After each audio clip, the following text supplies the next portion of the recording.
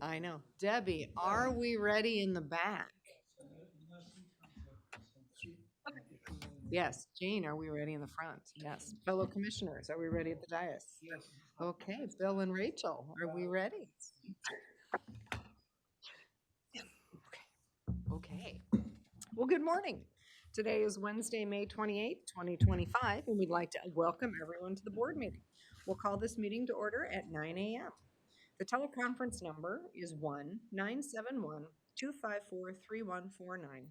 Conference ID 866-914-607 #. Audio capabilities are listen only and are offered on a best effort for the public. Our meeting is also live streamed, and you can join us online by going to our website. Live stream is also available at tctvonline.com and click on live broadcasts. Before we get started, I'd like to remind everyone to mute their phone. You can do this by pressing *6. Please unmute your phone when your agenda item is ready to be discussed. For those joining via computer, please unmute your microphone and turn on your camera when your agenda item is called. All others must remain muted with their cameras turned off. Thank you. Public comment. Those intending to provide public comment to the board may attend in person or email submissions to the public comments email on our website. Public comments received by 12 p.m. on Tuesday will be distributed to the board, posted online before the meeting, and become part of the public record. You may also provide public comment virtually by registering ahead of time. To register, please email public comments by 12 p.m. on the Tuesday prior to the board meeting. Public comments can also be mailed to the Board of Commissioners Office, 201 Laurel Avenue, Tillamook, Oregon, 97141. For more information on public comment options, please visit the Board of Commissioners webpage. Do we have anyone signed up in the room, or is anyone registered online? Okay, no public comment this morning. Wonderful. We'll welcome everyone and request anyone in the room to please sign the guest list, and then we will begin with the Pledge of Allegiance. Commissioner Bell, could you lead us today? Pledge allegiance to the flag of the United States of America and to the republic for which it stands, one nation, under God, indivisible, with liberty and justice for all. Okay, fabulous. No public comment and no non-agenda items, so we're just going to jump right into our legislative administrative agenda today with item 5, which is consideration of an order in the matter of the appointment of members to the Tillamook County Parks and Recreation Advisory Committee. And we have Dan Kaiser, Director of Parks, with us today. Good morning, Dan. Good morning, Commissioners.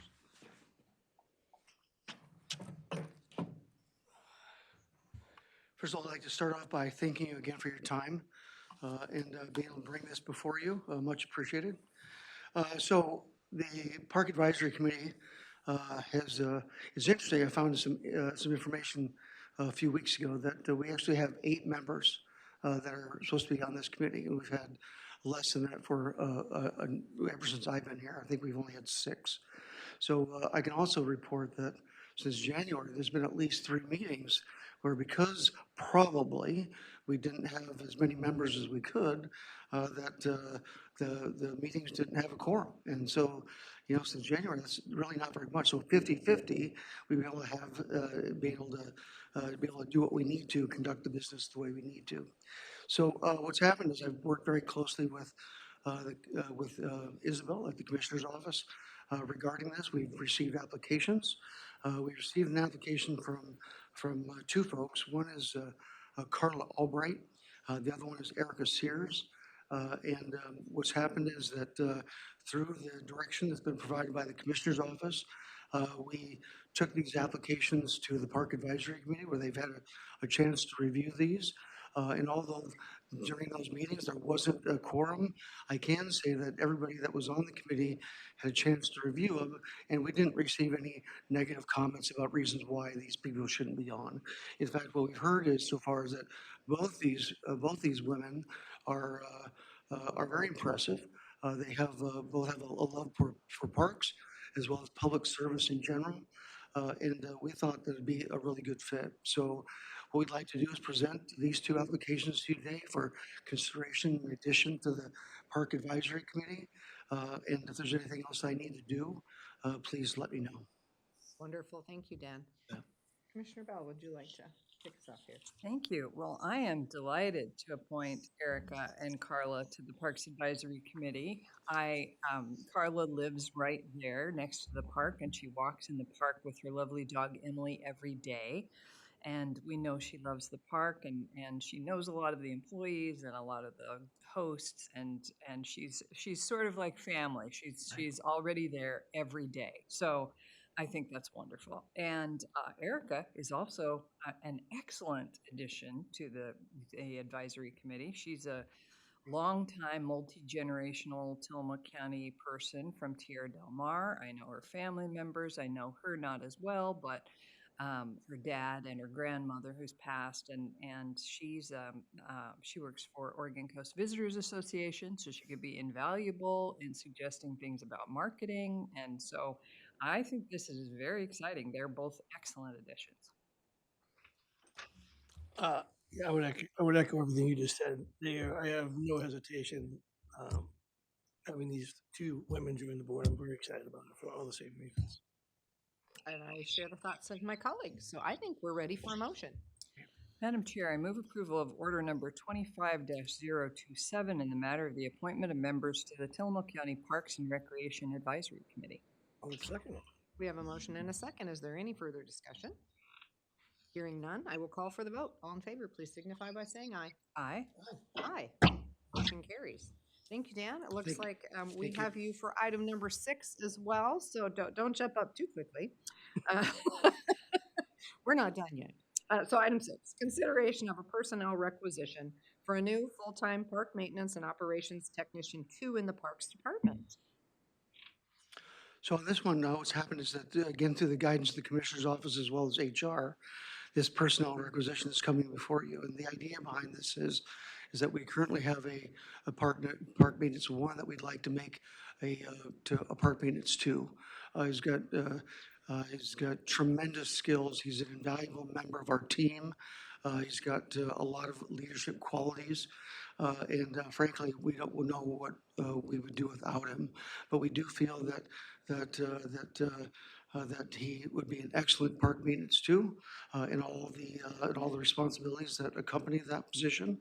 And so again, we're not adding a position. We're not going to have a park maintenance 1 under this concept. And we would, if this passes, we would then get him promoted to park maintenance 2. So that's really kind of the story. I've been here for well, at least I had one of his evaluations recently. He did very, very well. And I know that the evaluation that occurred right before I got here last year, that one was also excellent. So he's very qualified. Again, he's a great member of the team. And we hope that you can see to approve this and move this forward. Thank you. Commissioner Bell, comments? Thank you. Well, I had the pleasure of hiring that individual when I was the interim director of parks, and he was overqualified then. So I'm delighted that he has stayed. He's a contractor, he's a carpenter, he was a house builder, he's highly qualified. And so it's perfect to make him a parks maintenance too. And I appreciate you doing it. And I'm really pleased for parks. The level of skills that we have in the Parks Department are extraordinary. So I think this is a great move. Great, thank you. And I appreciate you recognizing the importance of your employees and investing in them. And so I'm fully supportive of this. Thank you. And Rachel, just to put you on the spot for just a second, so did we have a park maintenance 2 position already established and we're moving this person into it? Can you just HR for me? Generally, it seems odd that commissioners would be seeing this since it's not a new position or employee. It's because it's not budgeted. So Okay. there were some comments during the budget hearing about parks adding 2 positions. Correct. And then this was moving through HR, but it wasn't actually adding new positions. It was promoting someone to a position that wasn't budgeted. So that's the only reason it's coming before you, is because it's not in this fiscal year a budgeted position. So the concept is to promote this person to a 2 and the 1 would go away. Okay. And so are the duties of a 2 different than the duties of a 1? Is that part of the I know we're working on all of these classifications and structures. And so to be clear, someone who does a job of a 1 very, very well might still stay a 1 unless they're adding different duties of a 2. Correct, and I would let Dan speak to if you wanted more details on the differences, but the short answer is yes. Okay, and I don't need details on the differences. I just think as we're talking about this and as we're working on our structures within the county and how we utilize both the job classification structures and pay grades and all of those pieces, one of the things that we're really working to do is make sure that we're exceptionally thoughtful when we move someone, for example, from a 1 to a 2, that it is in fact because they are changing job duties from those in a job description or classification for a 1 to job duties in a classification or job description for a 2. Yes. So my understanding with this process is that he would be doing different duties. That's correct. Okay, thank you. Just, I like the clarification because I think that is one of the things we've been teasing apart over the last year is that, it's promotions are something we really like to do with our employees. We like to reward those who are doing a good job, and our structure does have specifically different job duties for 1s, 2s, 3s, et cetera. So, perfect. Thank you. Commissioners, I think we are ready for a motion. Madam Chair, I move approval of a personnel requisition for a new full-time park maintenance and operations tech 2 in the Parks Department. I second. We have a motion and a second. Is there any further discussion? Hearing none, I will call for the vote. All in favor, please signify by saying aye. Aye. Aye. Aye. Motion carries. Thank you very much. Thanks, Dan. Okay, moving on to item 7, consideration of an order in the matter of designating a newspaper for the publication of the 2025 Tillamook County Property Tax Foreclosure List. William K. Sargent. County Thank you very Counsel. much, Chair. Every fall, I institute a suit in the circuit court foreclosing against certain individuals, property owners who allegedly have not paid their taxes for 3 or more years prior.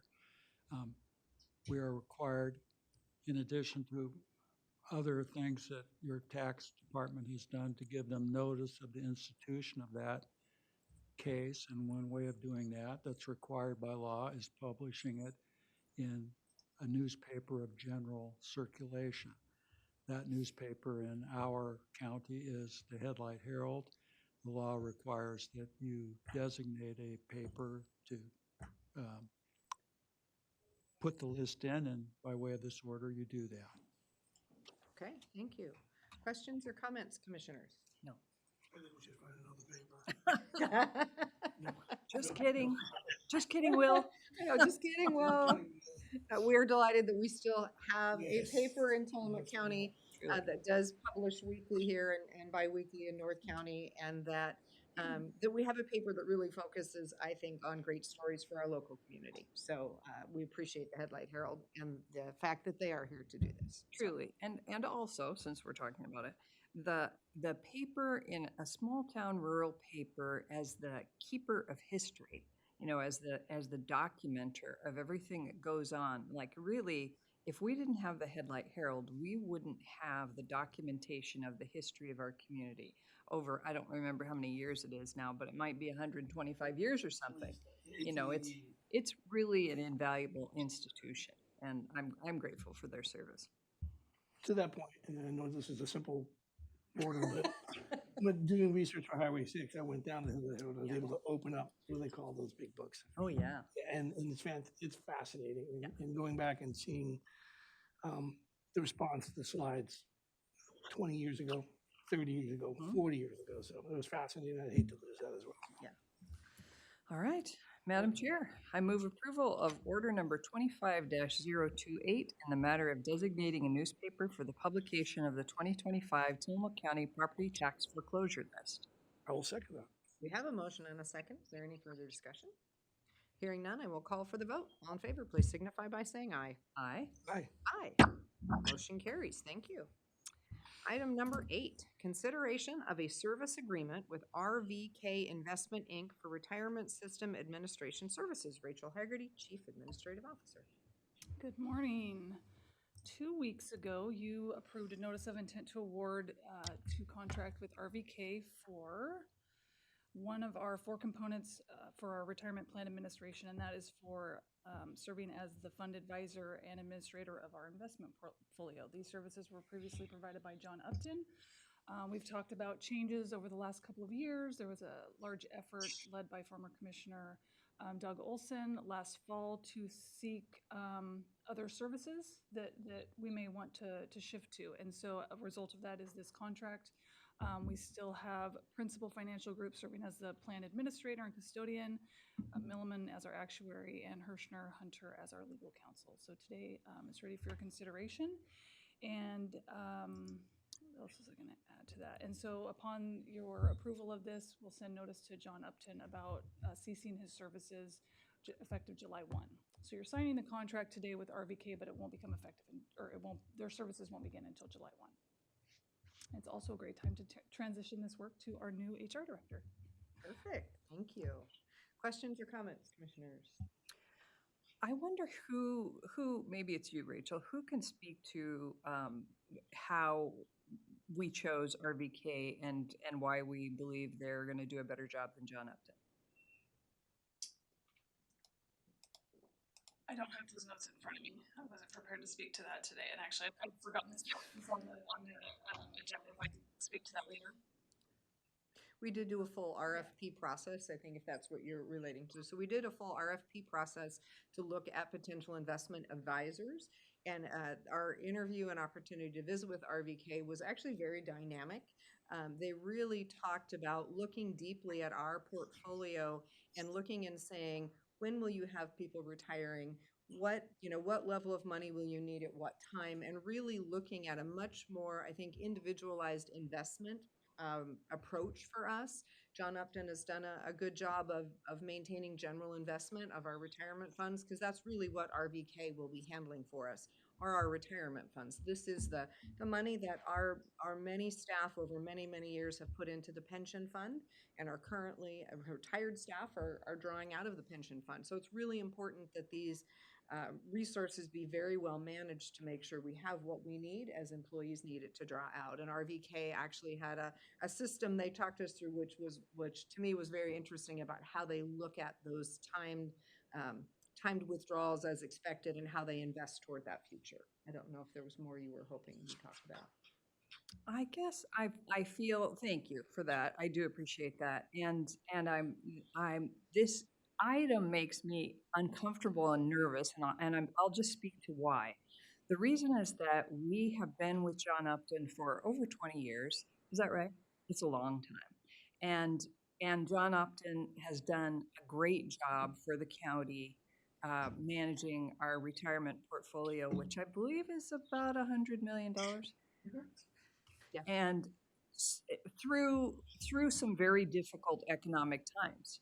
And so I feel like John Upton has done a great job, and that I feel nervous about changing.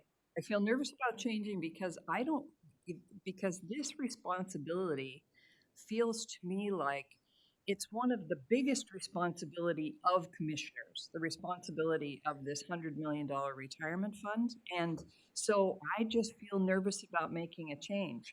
And maybe we need to do it, and maybe RVK is a better option, but it's especially as we're heading into what seem like uncertain economic times. I just need to say that it makes me nervous, and maybe they'll be fine, but I guess I feel more conservative. That's how I feel. So Commissioner, I remember you several weeks ago, as we were preparing for the notice of intent to award that was presented a couple weeks ago, you had some concerns, and I think you were going to speak with Commissioner Olson to allay those concerns, and I thought those had been allayed at that time. Doug gave me a pile of material, and I looked through it, and we did not have an opportunity to talk through it. So yeah, so I haven't had that conversation. And like you, this surprised me coming up. I thought, oh, there it is, and I haven't had the conversation. So here we are having it in this. And I will say it just surprised me because I didn't look at the agenda. I looked at it preparing for my other items, and I missed this one, so that's my error. But Yeah, I don't know if, did you have these concerns when we did the notice of intent to award? I don't recall if these came up or not, but happy to talk I through did, those. well, further. I didn't speak to them. Oh, okay. Yeah. Yeah, is there anything else that we can clarify or add to the conversation at this point? Maybe not. If my fellow commissioners are feeling great about this decision, then I think we should proceed with the vote. I just need to say that the weight of this responsibility sits with me so heavily that I feel like I would not change the course that we're on because it's working, and I have confidence in it. That's the main thing. I have confidence in what we've been doing. It's been totally successful. So that's where I'm at. Okay. Thank you. I'm also, I understand the weight as well. Can you, for my purposes, just remind me of how we decided, how this was decided, the process with Commissioner Olson? Can you just recap that? I can, but I am not the expert. I was along for the ride on this, so I will do my best, and thank you, Erin, for filling in. But we had an RFP so I described that there's the 4 components of the plan. We were seeking services. Often when you go out for an RFP, you can put several things in it that you're seeking services for, but you don't necessarily have to contract with someone for all of them. You can kind of pick and choose, and that's what we did here. Seeking, we were looking for potential changes to the plan administrator and custodian, which is currently principal, and we're not proposing to change that.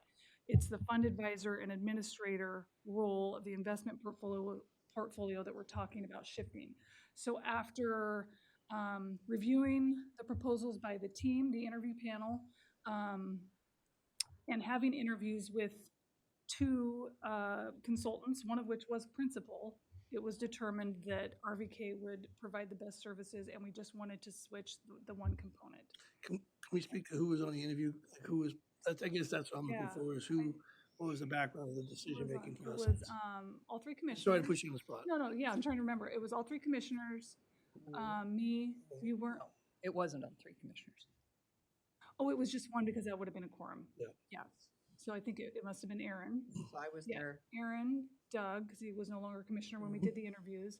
Me, Sean, Mike Gleason. Right. I'd have to go back in my notes and look at the other ones. Well, then, Chair Scar, was the feeling that it was a good time to change direction because we weren't doing enough, we weren't There being. were a number of taking- reasons. So okay. the original, so an RFP is always good to see if we are playing in the right field. And that was one of the reasons to do this. Another reason that Commissioner Olson brought up is as he looked at our investment portfolio and looked at the S&P 500 and other standard measures, we were lagging that. And from his perspective, it was, and I don't disagree, if we're lagging the market, it's a good time for us to consider, are we working with the right person as we lag the market? So that was another part of what drove us to say, hey, let's at least talk to some other people and let's see. And then the other piece when we put out the RFP is John Upton did not participate in the RFP. John Upton at that time determined he did not wish to participate in the RFP. So we didn't have a proposal from him to evaluate at the same time.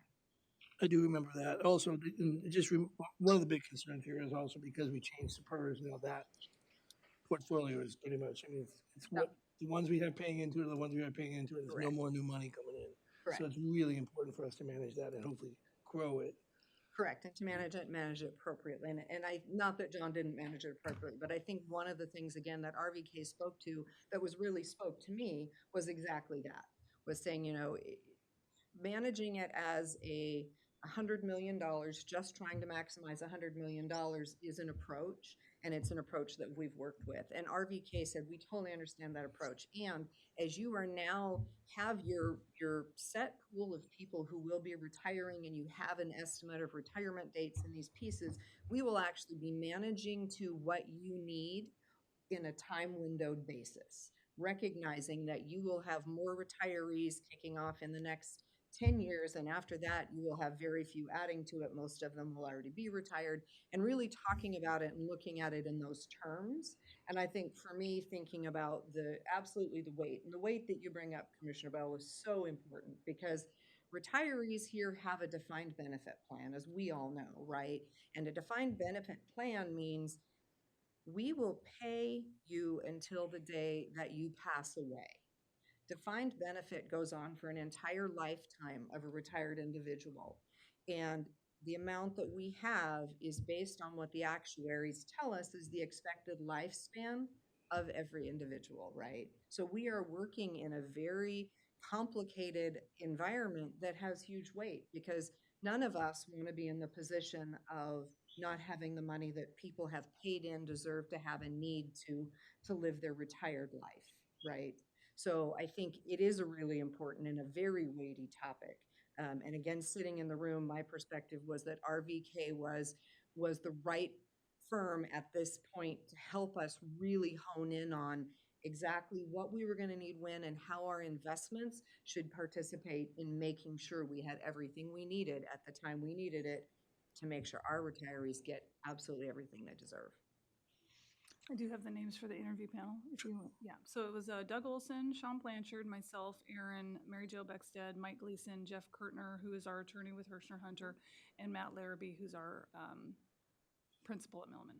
Thank you. And I will show that I believe that both Milliman and Matt Kirchner had worked with RVK in other settings and had very positive things to share about RVK. Well, I'm a recipient of the retirement, so it's important for me as well. This is a big decision. I understand that maybe there was, and I don't know the background, but I'm a little bit. I wish that John had put in an RFP. I feel like I don't think it's unreasonable for us to periodically check to make sure that we're doing the right thing with our investments. I think we're doing it every year now with. Are we putting our money, are we holding our money in the highest interest account that we can? And we have to take a look at it every few years because sometimes we're not. So I do appreciate the wait and thank you because it's my retirement too, and yours. But I don't know. I think without him putting in for an RFP, it's hard for us to consider whether he'd be a better choice or not, to your point. So that's all I got. Okay, thank you for the robust conversation. I think we are ready for a motion. Before I make a motion, I'd like to speak to the process. I'm considering that I think you mentioned, Rachel, that only one commissioner was on the interview panel so that because otherwise it would have had to be a noticed public meeting. So for something of this import, I think in the future, all of the commissioners should be on the interview panel. And if we're interviewing agencies, I don't know what, it doesn't seem personal. It doesn't seem like it'd be inappropriate for it to be public. So I appreciate Commissioner Scar's work on this and former Commissioner Olson's work on it. And it feels like something that's so important that we all should have been involved.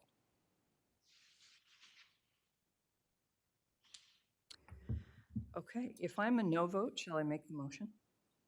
Absolutely, if you're comfortable with that. If not, Commissioner Fournier can determine if he'd like to make the motion. I can make the motion if you want. In consideration of the service agreement with RFK Investment Incorporated for retirement system administration services, I move to pass it. And I would second. We have a motion and a second. All in favor, please signify by saying aye. Aye. Aye. And those opposed? Nay. Thank you. Thank you. Okay, moving on to item number 9. Consideration of modification number 5 to Personal Services Agreement number 5052 with Federal Engineering, Inc. for the voted simulcast of the Tillamook County Public Safety Communication System Project. Rachel Haggerty. So item 9 and 10 both relate to the radio project. I'd like to provide an overview on the radio project that will describe kind of everything that we're working on at this point. So as you know, the $24.4 million general obligation bond passed last November, and we were able to sell it at a premium, generating an additional $2.36 million.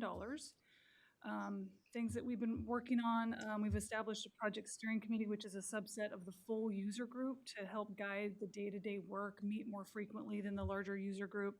That group includes myself, Ruben Duclos, Matt Kelly with the county, John Spence at 911, Jackie Fox with Adventist Health, Todd Hesse representing the Fire Defense Board, Nick Troxel representing the city of Tillamook, and Chris Oftemeyer representing Tillamook PUD. The radio bond title included a statement that a citizen oversight committee would be established to conduct annual audits and provide accountability for the bond. The county's soon going to start soliciting interest from the community to populate that committee. We did solicit, I think I shared last week, the request for proposals is on the street. It's noticed in the Daily Journal of Commerce, on our project website. It's also in the Headlight Herald and in Oregon Buys. The due date is August 21st, and next week we have our mandatory conference meeting. So today there's two contracts before you. One is a modification to Federal Engineering's contract that we've had since 2019.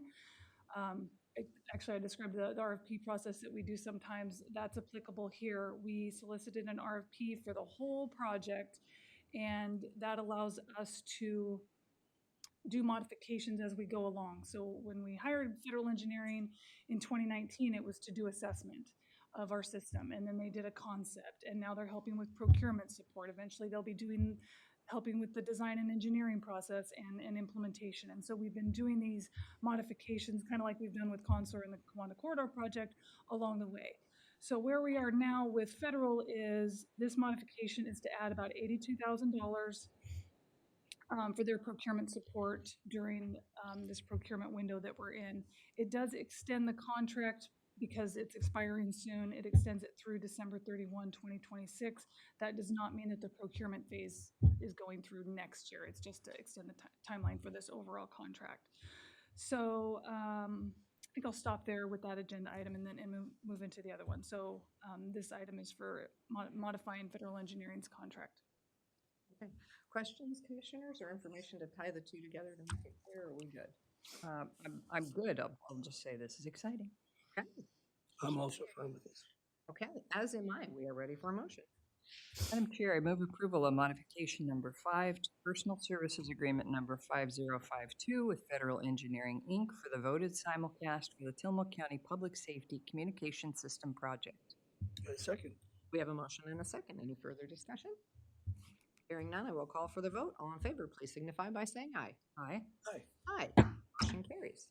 Okay, we will move on to item 10, consideration of a professional services agreement with J.N. Hartsock Project Management for procurement consulting for the Public Safety Emergency Communication Systems upgrade. I am elated to bring this to you because this is going to be a huge weight off of my shoulders.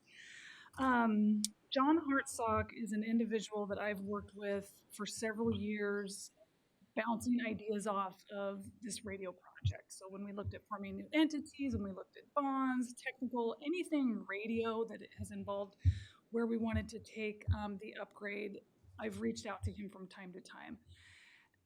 When the bond sold and we started, I started negotiating with Federal Engineering the contract that you just signed or just approved. I was having increasing concerns about the project management component that we were not going to get from them, that just wasn't in their role to do. And that is the day-to-day project management here at the county or on behalf of the county locally. This is a large project. I mean, we need a project manager that has some significant capacity to provide to the project, which I just don't have at this point in time.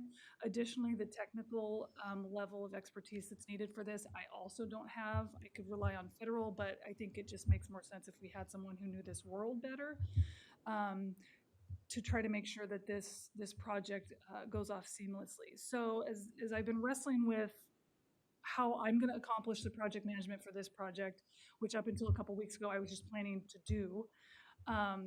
But thinking of ideas on how to fill that role, I thought of him and I reached out to him, and he actually is a project manager contractor that does this. I was thinking he was retired at the time from his other roles, but this is actually what he does.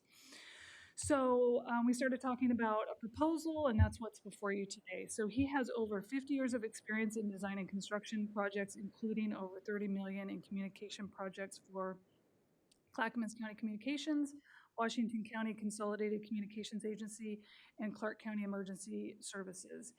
And I think he would be a great addition to our team. He would basically serve as the me, as I do in my other roles, like Cape Kawanda.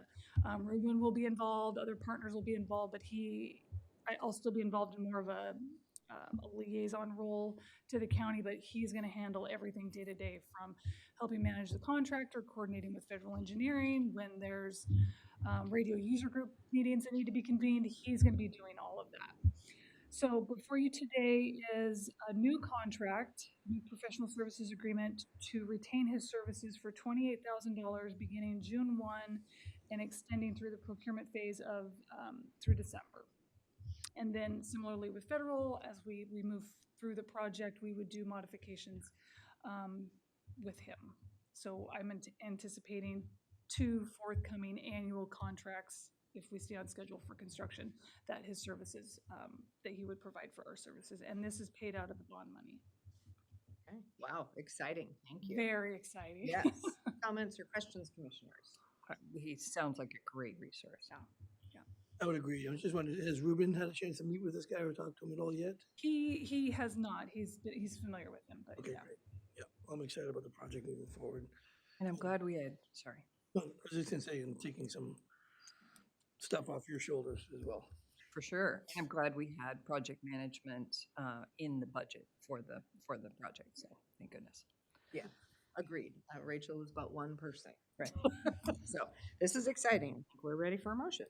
Madam Chair, I move approval of a professional services agreement with J.N. Hartsock Project Management for the procurement consulting for the public safety emergency communication system upgrade. I second. We have a motion and a second. Is there any further discussion? Hearing none, I will call for the vote. All in favor, please signify by saying aye. Aye. Aye. Aye. Motion carries. Thank you. Okay, the last one is also with Rachel. Consideration of a personal services agreement with Global Grant Services for grant management services. Since I have been at the county, there have been conversations off and on about hiring a grant writer. And coming from project management and grant writing before I came to the county, I had a concern about the effectiveness of that, because the grant writer needs to know a lot of different topics if we're going to support the whole county. And there's a need to, it doesn't fully take the work off of departments' plates, because there's just so much that the grant writer would need to coordinate with that team on. And so it just never got off the ground. When the county received ARPA funds and AOC was using this Global Grant Services, we thought that it might be a good time to try it out. And so we did. And so for the last 2 years, we have had Global Grant Services under contract for about $49,000 a year. And it hasn't been bad, but it just hasn't, I think, paid for itself. One of the limitations is our departments having to spend the time and opportunities and coming up with opportunities for them, the grant team, to respond to. There's been several grant solicitations I've seen, or that the team has seen, or whoever has seen, and there just isn't capacity sometimes for our departments to collaborate with them, unfortunately, because we're also busy in moving some of these projects forward. And at the end of the day, those projects also need a project manager to move forward, which is another capacity issue at the county. So departments have used them from time to time. We have been successful in a couple of cases, but my last count was we've only received, and there's still some pending, but we've only received about $50,000 in grant awards. So in preparing for the budget, I submitted, I did not include their budget, I did not include their contract in the budget under the BOC. ARPA is winding down. That's what's been funding their contract to date. And knowing other things that I think we want to spend ARPA on, I recommended to the commissioners in the budget committee that we reduce Global Grant Services contract in ARPA to $10,000, and that $10,000 would support general fund projects that need to be moved forward, but it would be as needed. So right now, there's a retainer contract, the contract serves as a retainer where there's a meeting with staff every week. And if we have that meeting, we still get billed. If we don't have that meeting, we still get billed for it. And they could spend 10 hours a month or 100 hours a month and it costs us the same. And I just don't think we're getting the most use out of that. And so there's 10,000 in ARPA to support this contract. The contract itself is for 59,000, which is about the max of what we can do for a direct appoint for personal services. Other departments who have used them, like emergency management, public works, parks, can still use them under this contract. They would be billed under those special revenue funds. So this is another version of this retainer contract, but not all of it is coming from ARPA. Only 10,000 for general fund projects, and it's going to be as needed. So this may not be spent in the next year if there's not projects that are solicited, and we won't be meeting every week. It'll just be whenever departments need to meet with them about a specific project. That was kind of a mouthful. Did that make sense? Did that make sense, our shift? Thank you. It makes sense to me. As I understand it, we're essentially shifting to more of a time and materials approach with them other than the 10,000 in general fund. So use when it makes sense, when needed. So questions or comments, commissioners?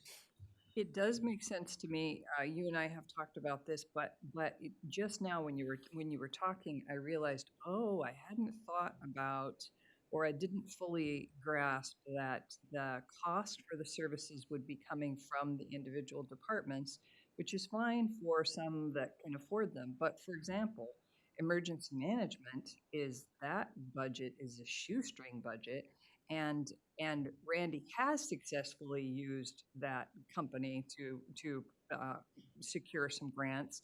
And so I'm wondering, like, what about that? What about a department that really can't afford it, but we've been thanking Randy for bringing in grants. So what are your thoughts on that? So I think, isn't emergency management a general fund department? Okay. So they would be included in here. Cover. Okay. Yeah. Okay. I mean, they do have some grants, but I consider them a general fund department. All right. Great. Thank you. I haven't been very impressed with this company based on the stats. And I've also talked to Randy about some of the problems he's had. So I'm wondering, are there any other options out there? I mean, I guess right now it's 10 grand, it's an ARPA, we could probably carry it. But to me, I mean, I'm not saying we can fund a grant writer position yet. I wish we could. Of course, everything's up in the air anyways about grants. But it feels like we're just kind of, even the way you presented it, it's like, they're not the best. They're not doing a lot for us. But I'm just wondering if there's a better option, or if there's a time for us to do an RFP for a better grant writing service. Yeah, we could do an RFP. I would say, when I say they're not doing, I would say the whole structure is just not working, where we are relying on them to go seek opportunities, and we're relying on our teams to have to participate, Sure. and that takes away. So that is just not working. And so the revised model is, we do have projects that are high priorities that, if we needed a grant for the radio, which we did seek with them, that would be one where, as from the county staff, I know I want to invest time in that, and I would work with them on that. But there's So you think with a more focused approach, it'll work better? Yeah, other than them Looking with shotgun approach or casting it in. yeah, I don't think that was a hit. Okay. I think there was a lot of missed opportunities that maybe were missed. When you've worked with them in a direct manner, are you happy with the services? Yes. Okay. Yeah, I would say that. Okay. And Dan is wrapping up a local government grant application right now for Barview, and it's great. Okay. I think it's great. So I think but there's got to be that nexus to the county staff. It can't just be, go find us Sure. a project. Which makes sense, I think. Exactly. And so that's Also, why I county think staff can find some grants and say, here, yes. do the process. Yeah, and I think the trick is more bang for our buck is when the county is invested in that particular opportunity and they reach out to Global Grant Services. that's a win. When Global Grant Services is finding opportunities that the county departments are not invested in and are finding that they just don't have the capacity to do, Right. we're paying Global Grant Services to try and to hang out and wait for us. Yes. I like, So- I like this new model better. So if that we're not paying them until we reach out to them, that saves us money, and it's much more likely that we'll get some successful hits. Okay, thank you. Any other questions, commissioners? Just a shift. Nope. Okay, I think we're ready for a motion. Madam Chair, I move approval of a personal services agreement with Global Grant Services for grant management services. I second it. We have a motion and a second. Is there any further discussion? Hearing none, I will call for the vote. All in favor, please signify by saying aye. Aye. Aye. Aye. Motion carries. Okay. Board concerns. I know I have a couple, but does anybody else have any they would like to start with? Today. I don't need to let you go, and then if I pops in Okay, my head, I'll. perfect. So I have two that I wanted to bring forward today. So I did email you yesterday the memorandum of understanding for the Salmonberry Trail project governance. We are not at a point where we're ready to talk about this for approval, but we've got such a busy board briefing today, and I wanted to bring it forward because Mike Caffaretta, who is working on this as the administration for Oregon Parks and Recreation Division, has asked us to highlight anything in the Tillamook County section of this that we might want changed. And so what we want to look at is so when we look at the Tillamook County section, obviously you look at everyone's sections and how it comes together. But really the intention of this memorandum of understanding is to move the structure of STIA from being an intergovernmental agency, and we've talked a little bit about this before, but taking that intergovernmental agency and ultimately dissolving the intergovernmental agency, and instead having STIA be a project of OPRD with a committee that steers it with OPRD.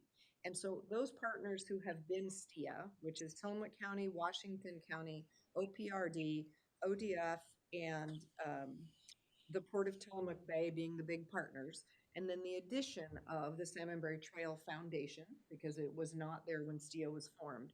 So that becomes sort of the main steering group of the Salmonberry Trail. And this memorandum of understanding really explains each of those organizations' roles within that steering committee, because OPRD becomes the leaseholder, which right now is STIA. So when the rail line became a rail bank, it went into a lease agreement with the Port of Tillamook Bay, because they are essentially the owners of that, and STIA holds that lease. So what would happen is STIA dissolves, the lease goes to Oregon Parks and Recreation, so they are the backbone for the Salmonberry Trail. And through this memorandum of understanding, all of the partners say, we're still in, we still want to build this trail. We still all promise to participate in a varying ways, and it spells out what the varying ways are. And let's keep going. There will be more policies that will get attached with this memorandum of understanding that further define more specific things like the trail standards to which it must be built, what the trail operating agreements will look like. So there's more work to be done, but this really is the step that says, we know STIA is going to, it's going to expire. It's part of what pushed this. Is STIA had a timeline on it, which is September of this year. So STIA is going to expire. Are we renewing STIA, or are we doing something different? And the groups met with the help of Oregon Solutions. Doug Decker, who originally was part of facilitating that Oregon Solutions that got it started, Doug Decker came back and facilitated this process in which we came to this trail steering committee concept and the MOU in front of us. So where we're at right now is that they are asking all of us to take a look. If either of you have questions, concerns, things in the language that you think we can't move forward like this, we want to get that information to Mike Caffaretta in the next week and a half. So we know time is short, but that he will take and integrate language changes and areas of concern and then kick this back out to all of us so that then we can actually consider it as Tillamook County and whether or not we are ready to sign on and stay with the project, but through this changed structure. Does that make sense? Yep. And Bill, there is a section in here for indemnification, et cetera. It doesn't have the final DOJ language. We're supposed to get that today, hopefully, certainly by the end of this week. It has limits of liability, indemnification that we need to look at for Tillamook County's language and make sure that what the DOJ says we agree with. So It's pretty standard language usually coming from them, but that's what we would think. So we're waiting for their final edits, and I will pass those on as soon as I get their final edits. So I think my request of you all would be if you can take the time to read the MOU. If you have concerns about the language specifically, you can either, I'll be here through Friday. If you want to send those to me to forward to Mike Caffaretta, or if you don't get to it, I will make sure you have Mike Caffaretta's email so that you can do that in my absence next week, if need be. Yeah. I can imagine the advantages under having the project be under OPRD. I can imagine all kinds of advantages, but I wonder if you can speak to that. Just talk Sure. through You why will this model be better? You bet. So one of the real challenges with STIA is that STIA had no structure and no staff.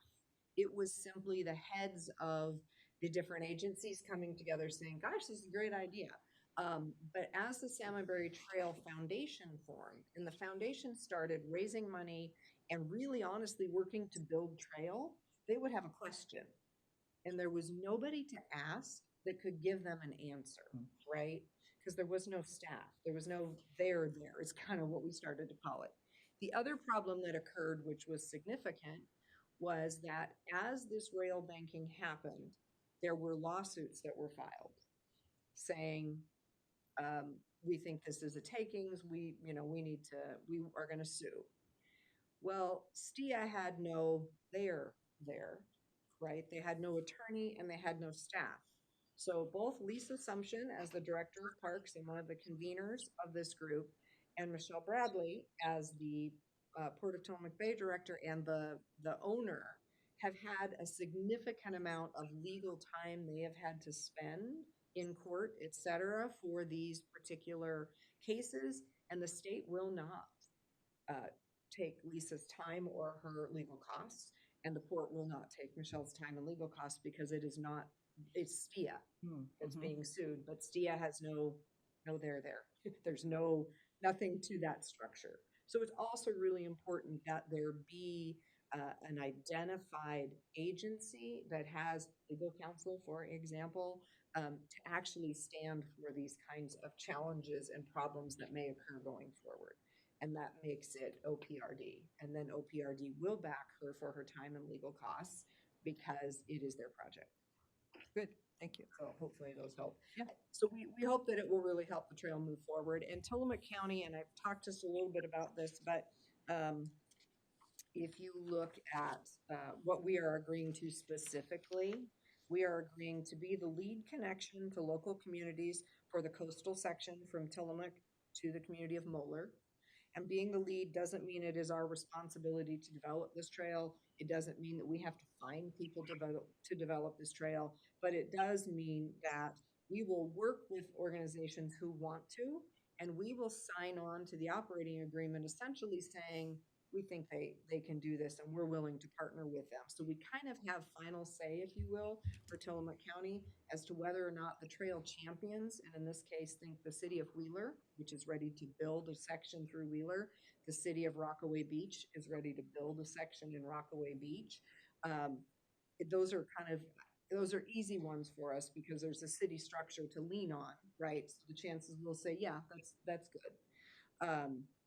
When we get to some of these other sections, we might find that there's a group of homeowners that fronts the trail that says, we want this to be built and we'll be the champion for this section.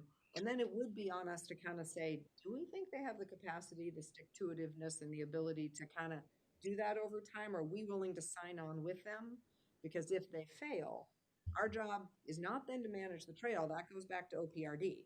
But our job is to help OPRD find a different local or distant but interested group to take it on. Does that make sense? Mhm. So we are taking some responsibility in this for the trail. Again, it doesn't fall back to us maintaining it. It falls back to us helping OPRD find people to do that work. I think, and I have to read this obviously more carefully, but I love, Yes. and I think, I like that model. My fear was OPRD decided, we're not gonna fund this anymore, we're not interested anymore, but what I like about this is I think we can still forge ahead on our section. And that's what they want us to do, which I really think is special because we don't know if we're ever gonna see the whole trail completed in our lifetime, but I know that we can get our section in our county done because we have the people and the will To do it. to do it, so. Right.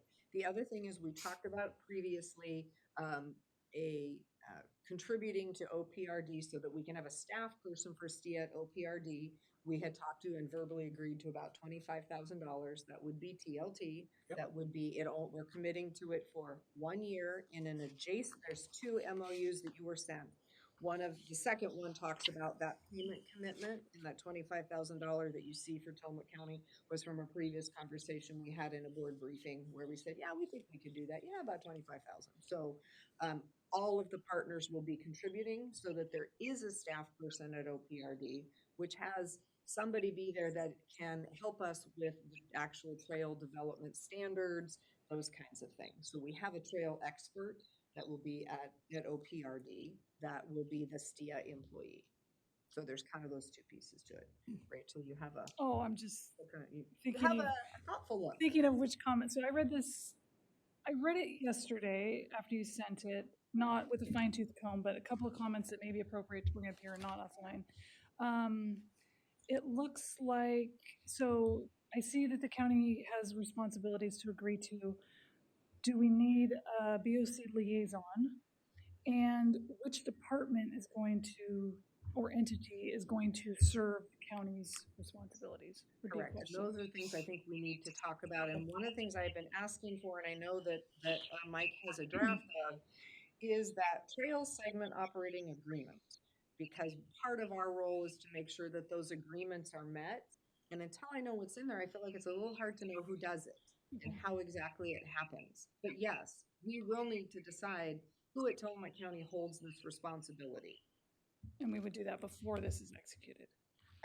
That's I mean, I a think tough question. I think we would want to know how we're going to be able to accomplish our responsibilities prior to signing it would be my recommendation. But, and then I also noticed, Well, and one of the other things we talked about is we have Dan Haig, who we essentially fund through Visit Tillamook Coast, who could be the person who's responsible, because there's 4 things in here we are really responsible for. So one of them is working with local trail champions to develop segment operating plans, including long-term maintenance and operations strategies.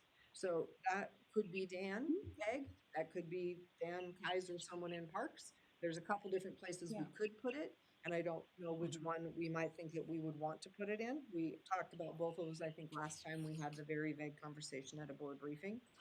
Ensuring engagement terms in the trail operating agreement are met. Again, could be either of those, depending on how we wanted to have that happen. Facilitating the connection of the Salmonberry Trail to other area trails. Dan Haig already has that trail group that he's working on, so I feel like that one's a pretty easy Dan Haig. And then at the discretion of Tillamook County, provide OPRD funds for trail planning and development. So that's again as funds are available. So I think it's a great question. I don't know what people's thoughts are with what little we know. yeah, I think we have some options. I just think it would be good to affirm, because I think sometimes we sign on to things and then we figure out how we're going to do it. So if we can beforehand, I think that would be great. The other thing I was wondering about is in the second MOA, the MOU for the cost sharing. Unless I missed it, it doesn't look like OPRD is contributing cash. They are not. They are contributing in kind. So part of that person, they will be paying for part of that person. I think that would be good to put in here because that actually is cash. I would consider that as they're contributing cash to a person, because right now it looks like OPRD is saying you guys pay for everything, which I didn't think was the case. No, my understanding is that they would round out what that person costs, that they're going to end up with costs above what we're putting in. So I think that should be in here somewhere, because it is a cost sharing, and I don't think it gives credit to what OPRD is providing. The Salmonberry Trail Foundation, so I see that they have amount to be determined. We provide them annually $100,000. Is there a potential for our $100,000 to be used for this contribution in a circle?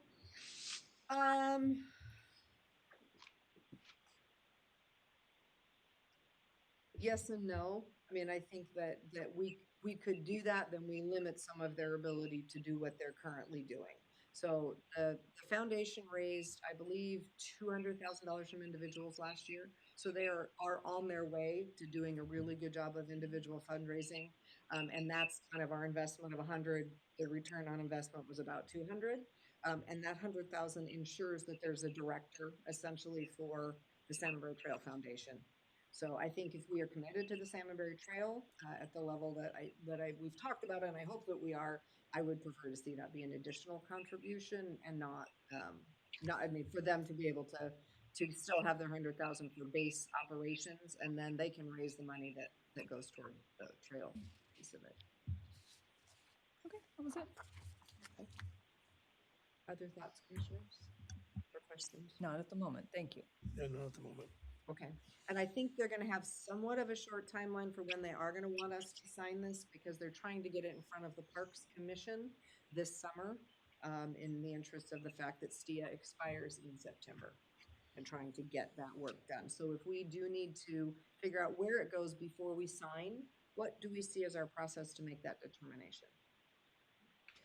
I think both the options you talked about are good, and maybe we would end up using both. So I think we need to communicate with both Dan this situation, and also visit Tillamook Coast, Dan Haag and Nan, because we don't know what Dan Haag's, we don't Right, know his capacity, all those things, what right. additional stuff he's able to take on. So I don't know if we would want to have those conversations with them separately. We could, or if we'd want to invite them to an upcoming board briefing and talk to them all together, because I would be interested to hear the two Dan's thoughts on it. They might get super excited about the idea and think like, oh yeah, hey, we could do this and this, and so I'd really like to hear both of them think it through with us. Yeah, no, I would agree. I think a board briefing would be great if we could fit that in.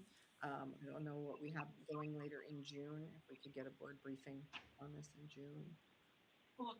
Okay, perfect. Paul, you got a He's smirk. smirking. You're I'm smirking. just thinking I that saw the June and smirk. July are so full for all of us. But we do have a time constraint on this.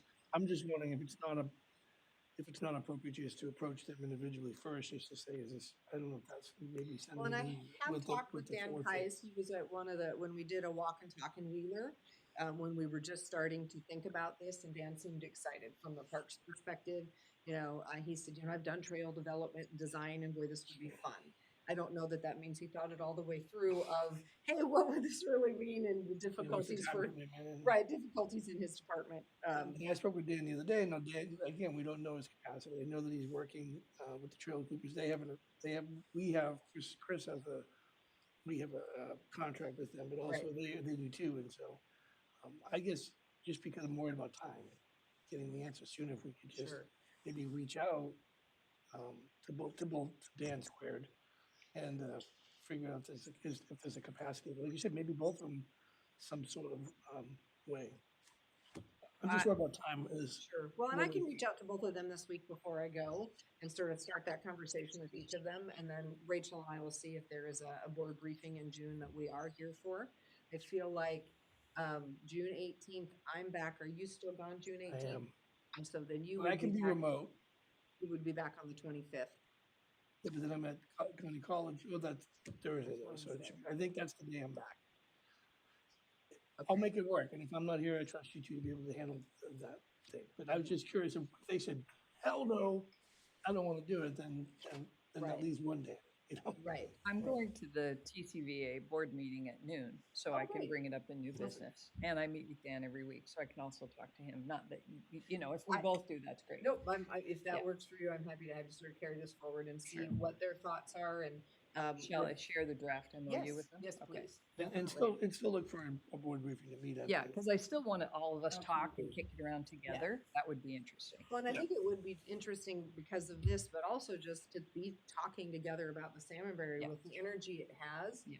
We haven't, we haven't necessarily talked about, gosh, where does it go next? And what level of commitment do we really have? Mhm. Because we have had the 100,000 a year. That was based on, I don't know, 2 years, maybe even 3 years ago when we said, yes, we want to see this happen. And as we look at our work today and the many myriad of projects that we hope to be, looking at in the future here for Tillamook County's TLP, where are we seeing Salmonberry fit? And as we look at this as it's really being developed like right now and ready for more sections.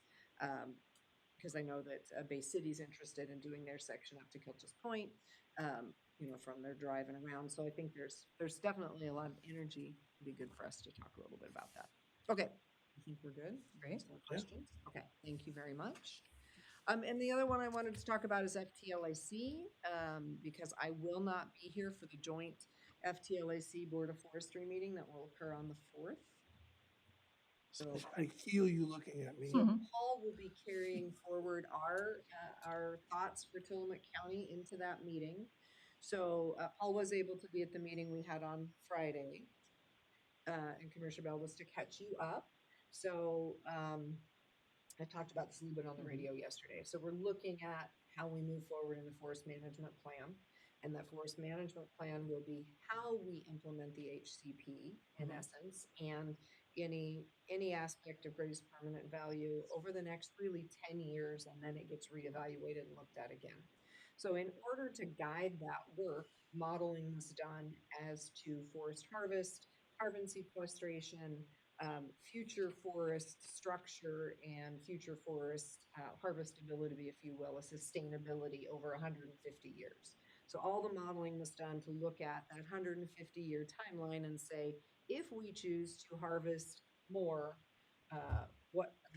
if we harvest everything that is what I always call ripe, which is when they don't call it ripe, I do.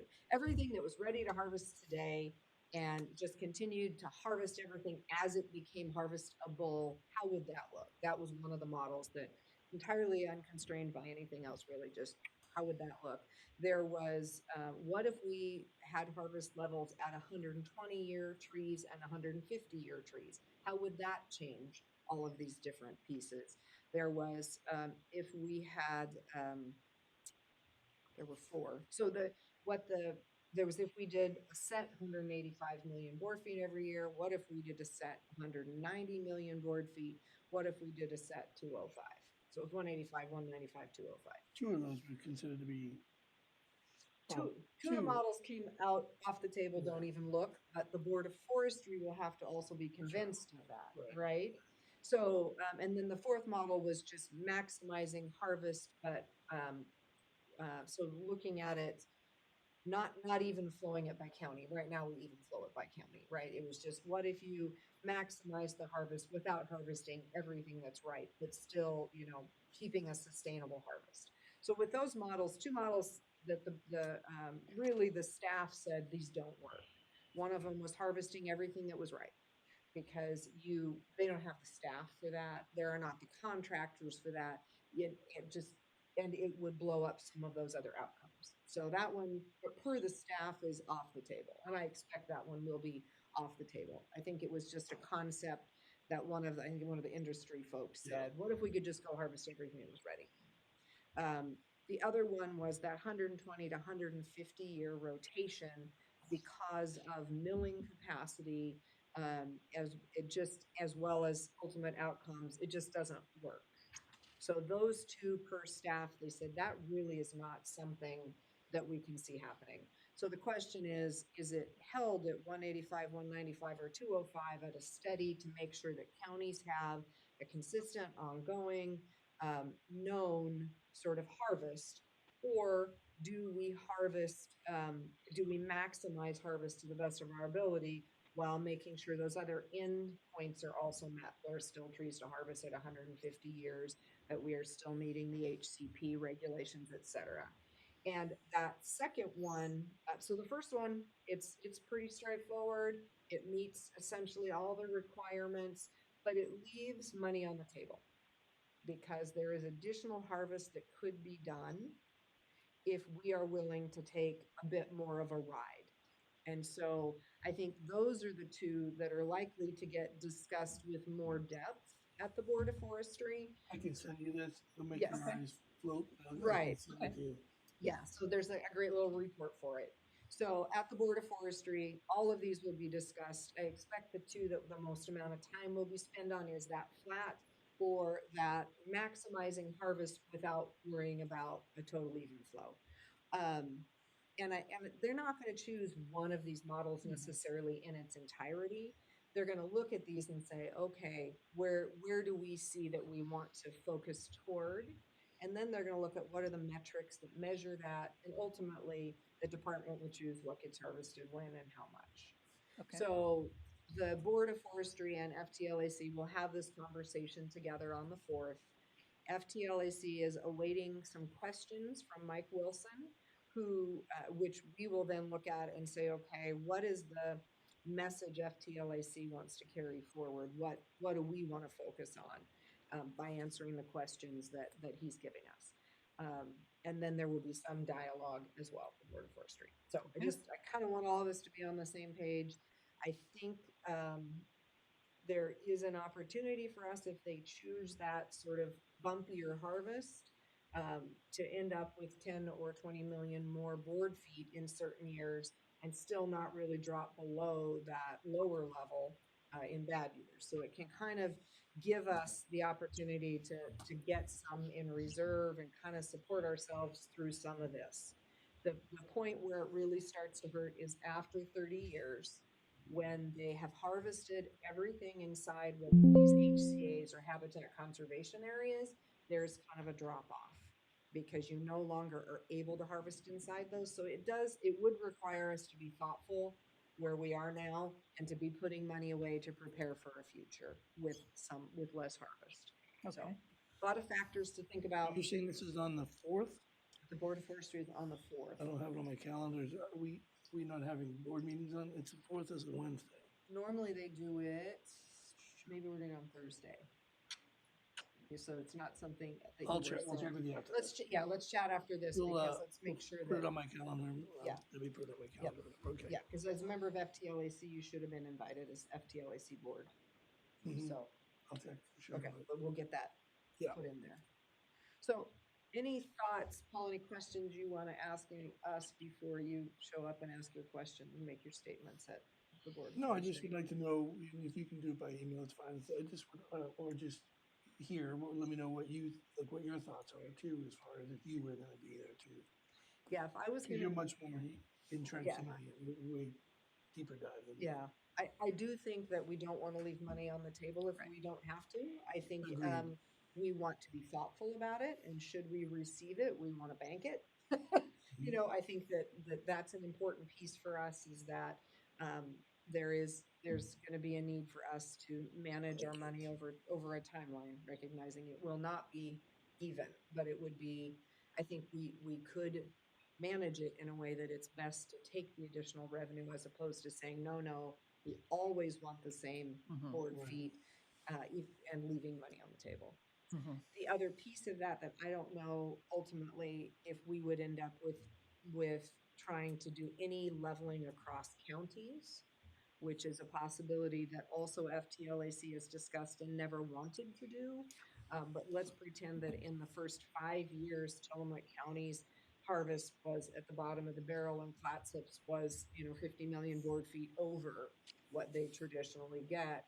Would we ask or want for them to help support us in the beginning? And then when we go up and they go down, we would help support them. Hmm. Is there an interest or any willingness to do leveling across the 15 counties? Mm. And that's a tricky one. Yeah, So it far, is. the answer has always been no across the FTLAC. And I don't think we have enough data in this to know whether that would be needed or not. Mhm. When I looked at Tillamook County's model in here, I think it's within what we could manage. But what could end up is that Clatsop or Washington or some other county would say, we can't manage that. We want even flow because our early years are down and we don't have time to adjust. And if that were the case and our early years were way up, would we be willing to help them in the early years because they could help us next? And then we don't leave any money on the table. So I think that's, and I don't know that it will get there, but it's an interesting question and one that I only daylight so that we can have it in the back of our mind in case that's the kicker to us having to leave something on the table is because we're going to get this huge up front and then, but somebody else is going to take a huge dive before they have time to adjust. That is interesting. Leveling that out. There has been some modeling in the past that shows we all win if we share, but no one's been willing to quite get to that space, and we're not there yet. But. So, Paul, I think for me it would be let's not leave money on the table. We're smart enough and structured enough that we have put money away in the past when we had good years. We're using it now, and I think that's a structure that we can manage. Absolutely. So that would be my thought. Agree. Agreed. So, okay, I appreciate that. You can check that. I sent it to you. So Thank you can review that. I will. Yeah, take a look at that and just kind of be aware. That's where we are because at some point there's likely to be, I don't know, we're not anywhere near needing to take a vote on as a board onto what we support. But I think for all of us to stay up to speed is helpful. Okay, those were the two things that I had. Thank you for the time today. Yeah. Paul, anything that occurred to you? You guys want to hear about noise ordinance now? Sure. Let's So- talk about that. I know we're getting. So apparently, according to some email, I am the commissioner in charge of the noise, which is Thank not. you for taking on. Yeah, you're welcome. Obviously, we've had several departments, the sheriff's office and community development.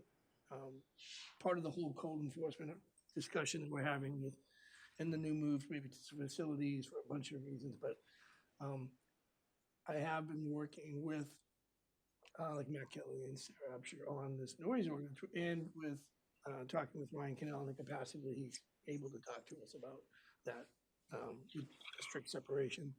But it's a challenge. We are getting some emails. So I think that we should probably at some point have a discussion at a board briefing and invite some public input on what they would like a noise ordinance. It's real easy. A lot of them, the big rub is not during quiet times. 11 p.m. to 7 a.m. Everybody kind of agrees that's an easy. Don't make too much noise between those times. It's the daytime hours. Because of the many exemptions. And so we're getting complaints now of somebody playing music all day long, very loud. You can hear it from 3 houses down. But we infringing on that person's right to enjoy their music during the daytime hours when we can let somebody mow the lawn. These are issues that every city has handled. And if you look at their noise ordinance, it's reflected in that they just try to include so much. And noise decibel levels, which again, introduces a whole bunch of new problems because now you need to have certified people who know how to use them, certified machines. And ultimately, what's the goal of a noise ordinance? We have one with the STR permits, which is fine because that's a business and we can impose certain rules regarding that. But the question is, where does one person's right? How do we handle that? I don't know.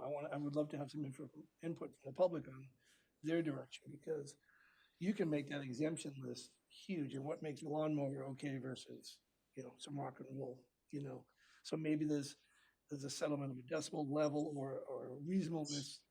And that's the other thing is a lot of the discussion is our officers and code enforcement just need a tool to be able to deal with something that night.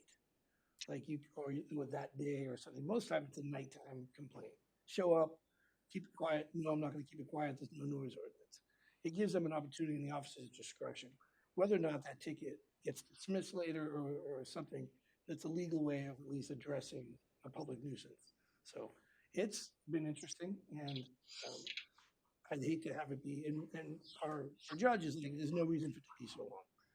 The officers of the code enforcement people can have the discretion to write it and then defend that in court, and then that'll be the decision. So I think it'll be good for discussions for one of these board briefings as we're moving forward, looking at ordinances and maybe doing more. So that's where I'm at with that. Is just trying to find that balance of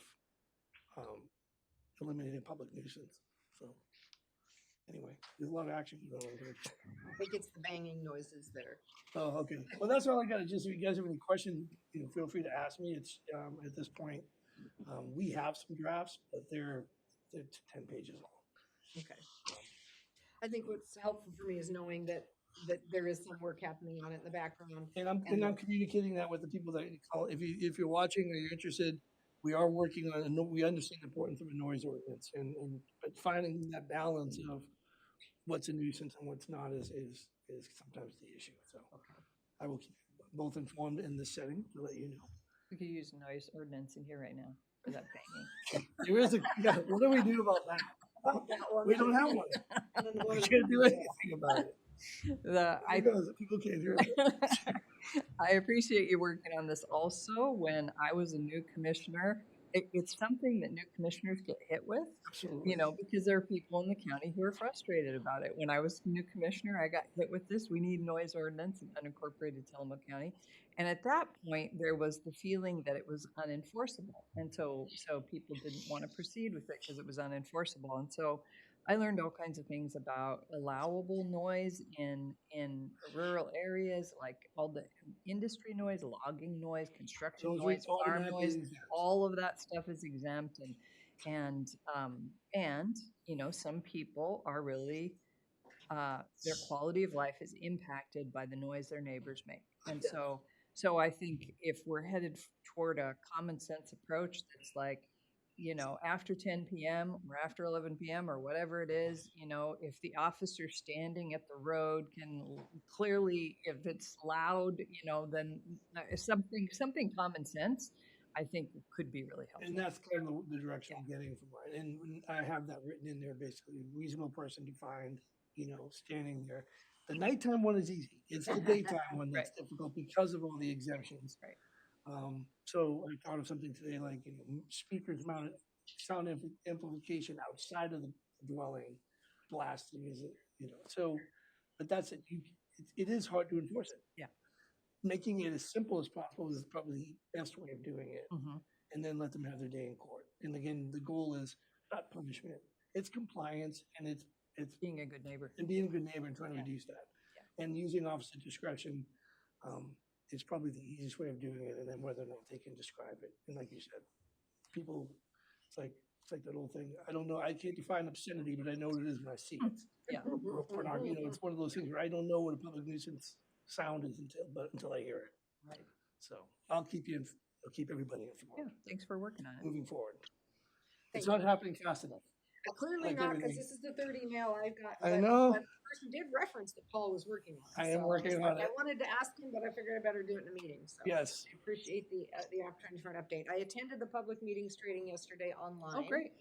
So that was great, so I'm signing up for that as well. sign up for that, it's good, and will remind us all to, yes. Good to have these conversations sitting here all together with the public. Absolutely. Absolutely. That's all I have for my concerns for today. Okay, thank Okay. you. Commissioner Val, anything for yours? No, thank you. No, okay, wonderful. Rachel, anything else while you have us all together? Nope, Bill, you're just smiling over William there. K. William K. Sergeant? The public nuisance has been something I heard about probably from my driving. Exactly. So there's always the enforcement piece that we backed away, Yep. ultimately backed away because, and I will say that the code enforcement hearings officer that we implemented in the Yes. Right, has really helped that because we've had a couple of hearings and they've gone great. And so that. Now that you brought that up, if you both don't mind, I'll just mention that a little bit. I did have a meeting with no, Sarah Yeah. yesterday, and we were talking about code enforcement and what it's gonna look like. And part of the things I think works really good is having that separation for certain things. Yep. Where a justice court can hear some like the parking and day use violations, because that's pretty simple, but these land use issues or STR issues are really good for that hearings officer. And perhaps that's where the noise ordinance comes under too. So I agree, I think it's in Sarah's very excited. Yeah. And I love the way that's working out. It doesn't cost us a lot and it's very effective, so. right, no, it's great. Part of that, It is, because really, I mean, to the point is what we're looking for is compliance. yes, right? yes. I mean, that's really what we want. We don't want to be punitive in finding people and going through this. We want compliance, but sometimes in order to get compliance, you have to have the tool to fall back on so that people go, oh, I really do have to do what you've asked me to do. right? And that as you get more people who are saying, oh, they are going to follow through, there are teeth, you get better compliance than when you approach it kindly, because they're like, there are teeth. And we can also say this, and then we'll pull to a Yeah. close, but also, one of the things that is happening, we are getting a lot of complaints about solid waste code enforcement, and I can tell you that we are working on that. Commissioner Bar, you are possibly convening a group to help address some of that. So, you know, one of those things we're all aware of, God bless you. One of those things we're all aware of is these certain locations you drive by and you just go, that can't be legal. Yeah. Again, it's a difficult process, it's a long process, but we are working on that as well. Yeah, that is exciting, and the timing is good as we're moving into getting somebody to do code enforcement and also to hear the hearings officer. So the timing is good for that. Perfect. Yes, for sure. Okay, thank you all for bearing with us as we turned this into more of a board briefing style toward the end, but this is when we had time available. So, okay, I will go ahead and wrap us up with our meeting announcements. The commissioners will hold a board briefing on Wednesday, May 28th, 2025 at 2 p.m. to discuss weekly commissioner updates. The meeting will be held in the Commissioners' Meeting Room 106 in the Tillamook County Courthouse, 201 Laurel Avenue, Tillamook. The teleconference number is 1-971-254-3149, conference ID 866914607#. The Tillamook County Library will be closed for an annual in-service day to prepare for the Summer Reading 2025 program. The closure will take place on Thursday, June 5th. The library will reopen on Friday, June 6th. The library's virtual services and catalog are available 24/7 at www.tillabook.org. The Tillamook County Courthouse, located at 201 Laurel Avenue, Tillamook, Oregon 97141, will undergo essential infrastructure and system upgrades to its elevator beginning Thursday, June 5th, 2025 through Tuesday, June 10th, 2025.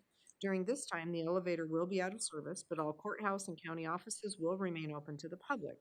Visitors are encouraged to call ahead for appointments and reschedule if possible to minimize disruption and ensure accessibility during the upgrade period. Accessibility accommodations include basement offices can be accessed via the rear of the building with the basement ramp. A temporary front access ramp will be installed, allowing entry to the south entrance and first floor offices. And individuals requiring access to second floor services will be assisted in designated areas located on the basement or first floor, depending on the nature of the business. We appreciate the public's patience and understanding as we complete these necessary improvements to enhance accessibility and service. With that, thank you very much. We will adjourn this meeting at 10:26. I assumed this one was just me as the liaison. I hope that was a correct assumption.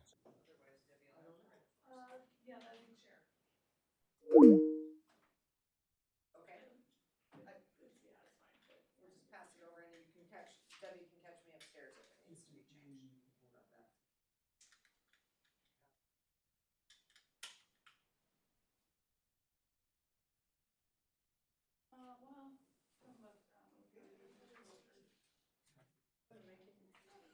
Yeah, and then.